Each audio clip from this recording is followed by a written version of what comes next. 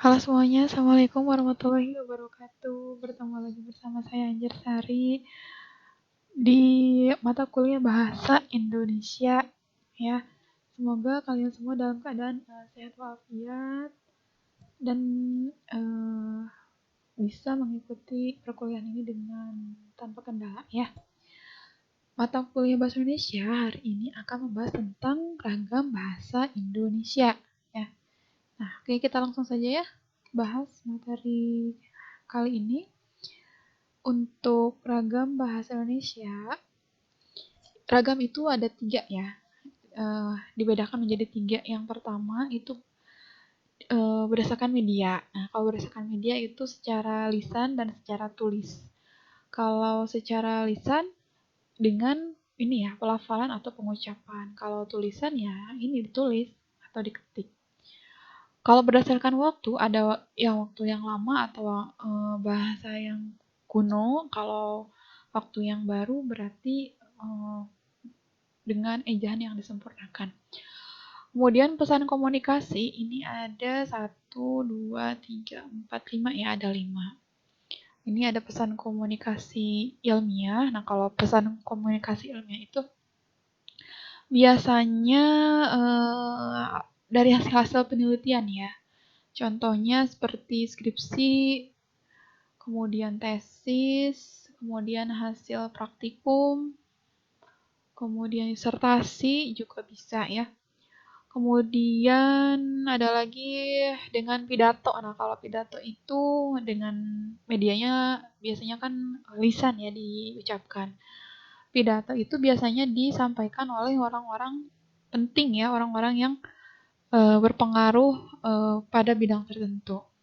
Kemudian ada tulisan resmi. Nah, tulisan resmi ini bisa berupa surat, berupa makalah, jurnal, atau skripsi ya. Kemudian sastra. Nah, sastra di sini bisa berupa ini ya,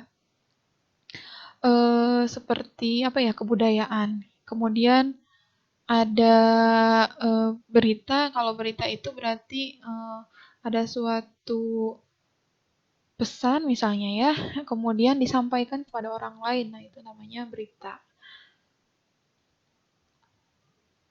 Selanjutnya, ini adalah ragam bahasa berdasarkan media ya. Jadi ada lewat lisan maupun tulisan ya. Bisa secara baku ataupun tidak baku.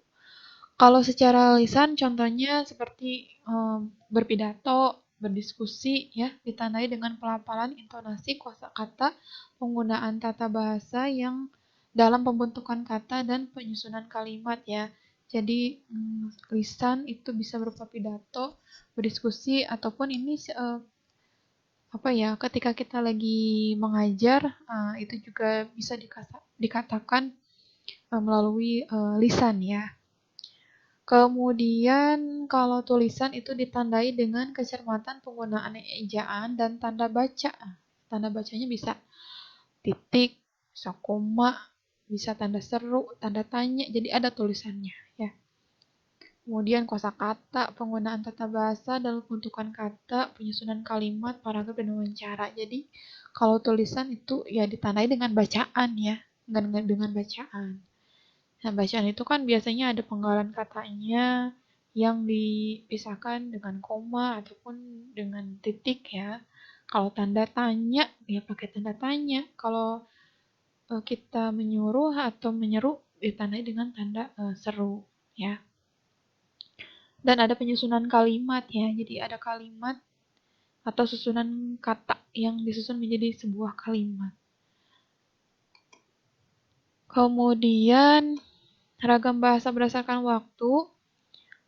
Ini kan ada waktu yang lama dan ada waktu yang baru ya. Kalau waktu yang lama itu biasanya pada naskah-naskah yang kuno ya. Peninggalan-peninggalan terdahulu biasanya kan ada naskah-naskah kuno dengan tulisan yang masih belum apa ya, belum dirubah. Misalnya C itu terdiri dari kata C dan J. Kemudian ada apalagi ya, Y itu, D dan J itu kan ejaan zaman dahulu ya, dan masih ada pada naskah-naskah yang kuno. Kemudian kalau ejaan yang baru itu ditandai dengan kata-kata yang baru dengan ejaan yang disempurnakan dan mengekspresikan ilmu pengetahuan dan teknologi modern ya. Karena sekarang zamannya udah modern, jadi menyesuaikan juga informasi-informasi yang disampaikan ya. Jadi informasi yang banyak disampaikan sekarang itu kebanyakannya tentang ilmu pengetahuan yang baru ya, yang baru terungkap atau teknologi modern. Selanjutnya, ragam bahasa berdasarkan pesan komunikasi. Nah, ini ada yang pertama ragam bahasa ilmiah ya. Ragam bahasa ilmiah itu ya terkait dengan tadi ya hasil-hasil penelitian atau hasil-hasil studi biasanya. Kemudian ragam bahasa pidato. Ragam bahasa pidato itu ya yang disampaikan oleh orang-orang tertentu ya. Biasanya pidato itu kan disampaikan oleh seorang dan didengarkan oleh banyak orang ya. Kemudian ada ragam bahasa tulisan resmi, bisa berupa surat, skripsi, ataupun sebagainya. Ragam bahasa sastra ini bisa berupa tentang kebudayaan, dan ragam bahasa berita ya, beritanya bisa berita melalui media elektronik maupun non-elektronik ya. Oke, selanjutnya ragam bahasa ilmiah nih. Ragam bahasa ilmiah itu merupakan sarana verbal yang efektif dan efisien serta baik dan benar ya. Jadi bahasanya harus efisien serta baik dan benar. Yang kedua, lazim digunakan untuk mengkomunikasikan proses kegiatan dan hasil penalaran ilmiah ya. Jadi untuk ragam bahasa itu biasanya mengkomunikasikan proses kegiatan, contohnya kegiatan penelitian ya, atau PKL dan sebagainya. Dan hasil penalaran ilmiah, maksudnya hasil penalaran ilmiah itu hasil penelitiannya ya. Jadi ini dikomunikasikan berdasarkan hasil penelitiannya, jadi tidak bersifat subjektif, tapi berdasarkan kenyataan yang ada.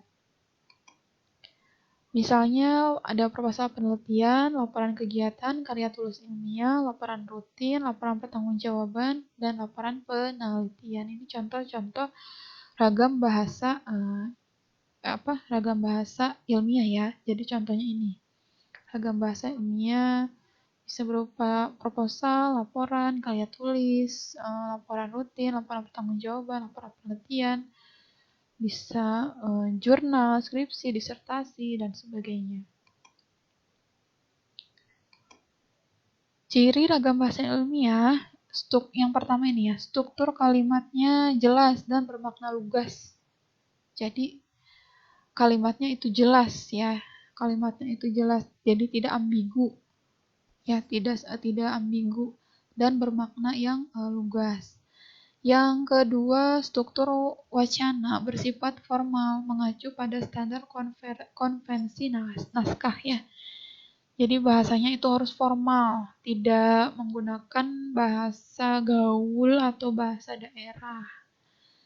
Dan harus berdasarkan naskah ya, naskah yang dituliskan. Kemudian ciri yang ketiga itu singkat, berisi analisis dan pembuktian, dan menyisipkan konsep-konsep secara lengkap ya. Jadi isinya ya tentang itu hasil penelitian ya, bersifat analitis serta dibuktikan dengan hasil-hasil penelitiannya. Jadi tidak hanya tidak hanya menghayal atau tidak mencantumkan tidak menggunakan kata-kata perandaian ya istilahnya. Jadi harus benar-benar ada buktinya gitu. Kalau misalnya contoh misalnya Kabupaten Sukabumi itu warganya tidak terdampak virus COVID-19. Nah, buktinya apa gitu. Jadi tidak hanya bicara ya. Jadi apa yang ada di tulisan karya ilmiah itu harus bisa dibuktikan serta harus dapat dipertanggungjawabkan. Ciri yang keempat itu cermat dalam menggunakan unsur yang baku. Jadi pemilihan kata juga harus tepat ya di karya di bahasa ilmiah atau karya tulis ilmiah. Juga harus cermat memilih bahasa atau kata yang tepat pada penulisan karya ilmiah. Cermat dan konsisten menggunakan penalaran. Kemudian menggunakan istilah khusus yang bersifat teknis. Yang selanjutnya objektif dan dapat diukur kebenarannya secara terbuka. Jadi yang tadi ya mengungkapkan fakta dengan adanya bukti-bukti tertentu sehingga kebenarannya itu dapat diukur.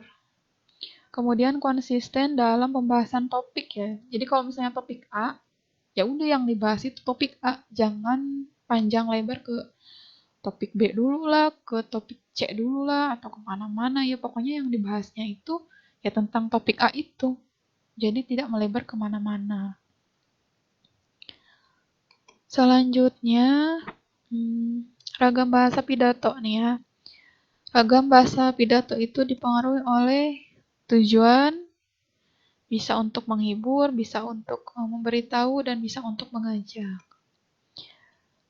Kemudian yang kedua, situasinya ya. Situasinya bisa resmi, atau bisa setengah resmi, atau bisa pun tidak ya.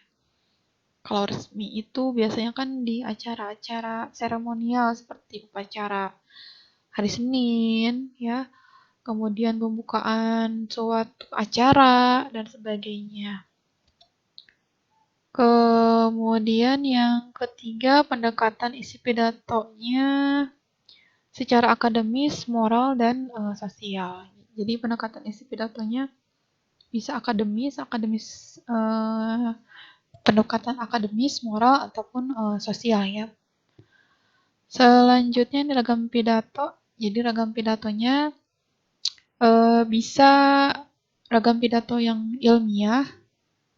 Kalau ragam pidato ilmiah ya berdasarkan tadi ya seperti hasil penelitian atau laporan suatu kegiatan dan sebagainya.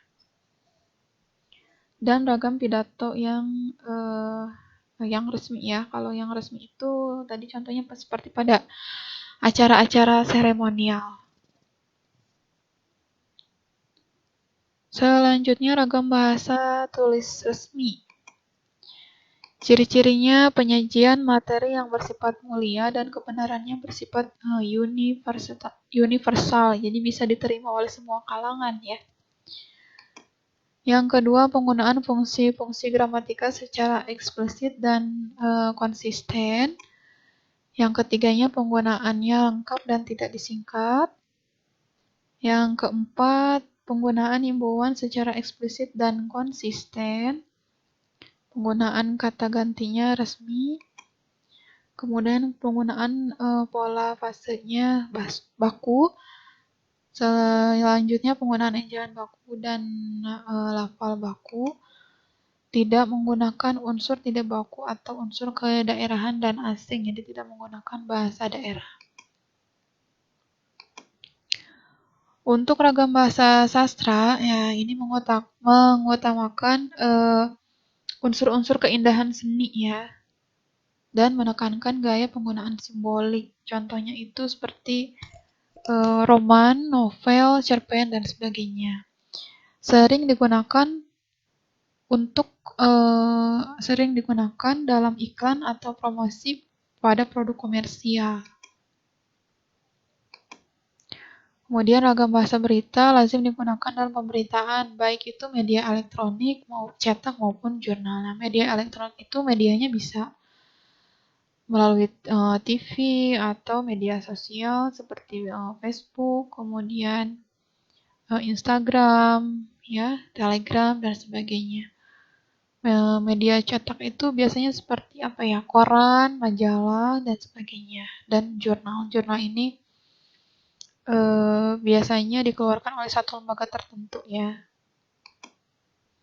Bahasa berita menyajikan fakta secara utuh dan objektif. Jadi faktanya yang secara utuh itu maksudnya faktanya tidak ditambah-tambahkan dan tidak dikurang-kurangi ya. Untuk menjamin objektivitas berita penyaji, ini yang perlu diperhatikan, tidak menambah dan mengurangi fakta yang ada. Ya, jadi faktanya itu tidak dibuat-buat. Yang kedua, tidak mengubah fakta berdasarkan pendapat penyaji ya. Kalau misalnya penyajinya misalnya tidak setuju dengan fakta tertentu, ya jangan dirubah. Harus berdasarkan faktanya. Jadi mentang-mentang penyajinya tidak setuju, faktanya dirubah gitu. Jadi tidak bisa seperti itu. Selanjutnya, tidak menambah tanggapan pribadi, tidak memihak pada siapapun, tidak menggunakan perasaan suka ataupun tidak suka. Artinya penyajian beritanya harus bersifat objektif ya. Ragam bahasa berdasarkan yang lainnya, ini bisa berdasarkan usia anak-anak, remaja, dan dewasa ya. Ini bahasa anak-anak misalnya, kemudian bahasa remaja ini biasanya pakai bahasa gaul ya. Tuh usia dewasa ini biasanya sudah menggunakan bahasa yang lebih apa ya, lebih sopan. Kemudian berdasarkan pendidik, bisa orang yang terdidik atau bisa yang tidak terdidik. Terdidik ini maksudnya orang yang sekolah, tidak terdidik ini ya orang yang tidak sekolah ya, atau tidak dididik oleh orang tua ya, atau tidak dididik oleh orang tua. Kan biasanya bahasanya suka beda ya, orang yang tidak dididik dan terdidik itu bahasanya biasanya beda ya, jadi bahasanya tidak pakai bahasa binatang atau bahasa yang aneh-aneh. Kalau gender bisa berdasarkan perempuan ataupun laki-laki, profesi ini bahasa kedokteran kah, bahasa teknik kah, atau bahasa sopir lah dan sebagainya. Kemudian dan sebagainya ya. Nah itu dia ragam bahasa Indonesia. Ini sebenarnya materinya masih banyak kekurangan ya. Jadi kalian ya silahkan baca lagi di internet, mencari buku tentang ragam bahasa Indonesia. Bisa ditambahkan di kolom komentar. Bu, ada yang kurang ini materinya, harusnya begini begitu ya, silahkan ya. Saya membuka saran dengan terbuka untuk materi ragam bahasa Indonesia. Oke, itu saja ya untuk video kali ini. Terima kasih atas perhatiannya. Semangat selalu mengikuti perkuliahan. Wabillahi taufiq wal hidayah. Wassalamualaikum warahmatullahi wabarakatuh. Ya, jadi apa yang ada di tulisan karya ilmiah itu harus bisa dibuktikan serta harus dapat dipertanggungjawabkan. Ciri yang keempat itu cermat dalam menggunakan unsur yang baku. Jadi pemilihan kata juga harus tepat ya di bahasa ilmiah atau karya tulis ilmiah. Juga harus cermat memilih bahasa atau kata yang tepat pada penulisan karya ilmiah. Cermat dan konsisten menggunakan penalaran. Kemudian menggunakan istilah khusus yang bersifat teknis. Yang selanjutnya objektif dan dapat diukur kebenarannya secara terbuka. Jadi yang tadi ya, mengungkapkan fakta dengan adanya bukti-bukti tertentu sehingga kebenarannya itu dapat diukur. Kemudian konsisten dalam pembahasan topik ya. Jadi kalau misalnya topik A, ya udah yang dibahas itu topik A, jangan panjang lebar ke topik B dulu lah, ke topik C dulu lah, atau kemana-mana ya. Pokoknya yang dibahasnya itu ya tentang topik A itu. Jadi tidak melebar kemana-mana. Selanjutnya, ragam bahasa pidato nih ya. Ragam bahasa pidato itu dipengaruhi oleh tujuan, bisa untuk menghibur, bisa untuk memberitahu, dan bisa untuk mengajak. Kemudian yang kedua, situasinya ya, situasinya bisa resmi atau bisa setengah resmi atau bisa pun tidak ya. Kalau resmi itu biasanya kan di acara-acara seremonial seperti upacara hari Senin ya, kemudian pembukaan suatu acara dan sebagainya.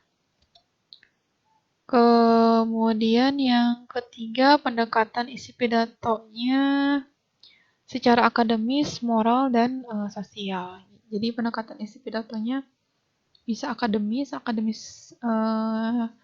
pendekatan akademis, moral, ataupun sosial ya. Selanjutnya ini ragam pidato. Jadi ragam pidatonya bisa ragam pidato yang ilmiah. Kalau ragam pidato ilmiah ya berdasarkan tadi ya seperti hasil penelitian atau laporan suatu kegiatan dan sebagainya.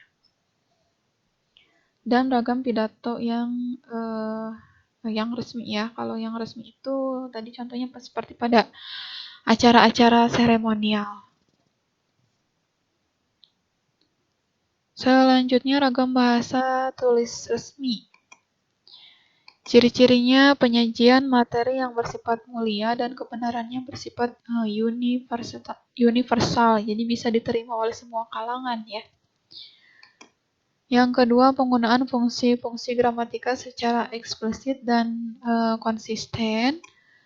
Yang ketiganya, penggunaannya lengkap dan tidak disingkat. Yang keempat, penggunaan himbauan secara eksplisit dan konsisten. Penggunaan kata gantinya resmi.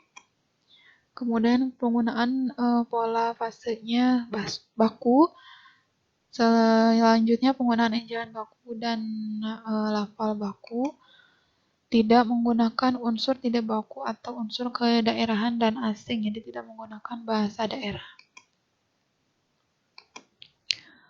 Untuk ragam bahasa sastra, ya ini mengutamakan unsur-unsur keindahan seni ya, dan menekankan gaya penggunaan simbolik. Contohnya itu seperti roman, novel, cerpen, dan sebagainya. Sering digunakan dalam iklan atau promosi pada produk komersial. Kemudian ragam bahasa berita lazim digunakan dalam pemberitaan, baik itu media elektronik, cetak maupun jurnal. Nah, media elektronik itu medianya bisa melalui TV atau media sosial seperti Facebook, kemudian Instagram, ya, Telegram dan sebagainya. Media cetak itu biasanya seperti apa ya, koran, majalah dan sebagainya. Dan jurnal ini biasanya dikeluarkan oleh satu lembaga tertentu ya. Bahasa berita menyajikan fakta secara utuh dan objektif. Jadi faktanya yang secara utuh itu maksudnya faktanya tidak ditambah-tambahkan dan tidak dikurang-kurangi ya. Untuk menjamin objektivitas berita penyaji, ini yang perlu diperhatikan, tidak menambah dan mengurangi fakta yang ada. Ya, jadi faktanya itu tidak dibuat-buat. Yang kedua, tidak mengubah fakta berdasarkan pendapat penyaji ya. Kalau misalnya penyajinya misalnya tidak setuju dengan fakta tertentu, ya jangan dirubah. Harus berdasarkan faktanya. Jadi mentang-mentang penyajinya tidak setuju, faktanya dirubah gitu. Jadi tidak bisa seperti itu. Selanjutnya, tidak menambah tanggapan pribadi, tidak memihak pada siapapun, tidak menggunakan perasaan suka ataupun tidak suka. Artinya penyajian beritanya harus bersifat objektif ya. Ragam bahasa berdasarkan yang lainnya, ini bisa berdasarkan usia anak-anak, remaja, dan dewasa ya. Ini bahasa anak-anak misalnya. Kemudian bahasa remaja ini biasanya pakai bahasa gaul ya. Tuh usia dewasa ini biasanya sudah menggunakan bahasa yang lebih apa ya, lebih sopan.